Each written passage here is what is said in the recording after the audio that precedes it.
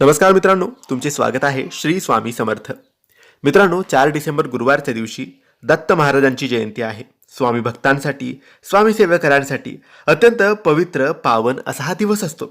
स्वामी सेवेकरी सुद्धा स्वामींची सेवा करतात, कारण स्वामी सुद्धा दत्तांचेच अवतार आहेत. मित्रांनो, या 4 डिसेंबर गुरुवारच्या दिवशी पौर्णिमा आहे. मार्गशीर्षचा गुरुवार आहे.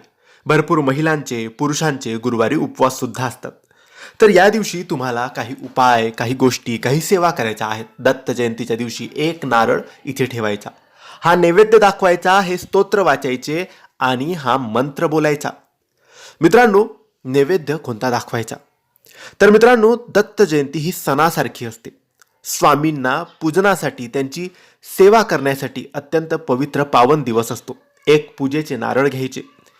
पूजेचे नारळ घेतल्यानंतर तुम्ही ते नारळ तुमच्या दोन्ही हातात घ्यायचे आणि देवघरासमोर स्वामींच्या समोर बसायचं. सकाळी संध्याकाळी केव्हाही आपण हा उपाय करू शकतो. त्यानंतर दोन्ही हातात नारळ घेऊन बसल्यानंतर तुमच्या मनात जी ही इच्छा आहे, ज्याही तुम्हाला अडचणी भेडसावत आहेत, ज्याही गोष्टी तुम्हाला त्रास देत आहे, ते दूर करण्यासाठी प्रार्थना करायची. काही मिळवायचे असेल, काही हवं असेल तर ते मिळवून देण्यासाठी स्वामींना, दत्त महाराजांना प्रार्थना करायची. आणि त्यानंतर तुम्हाला ते नारळ तुमच्या देवघरात ठेवून द्यायचं आहे.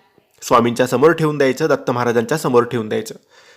आता हा नैवेद्य कोणता दाखवायचा? तर उपवास असेल तर नैवेद्य संध्याकाळी म्हणजे रात्रीच्या जेवणासाठी दाखवायचा. तो असेल पुरणपोळी आणि खिरेचा नैवेद्य.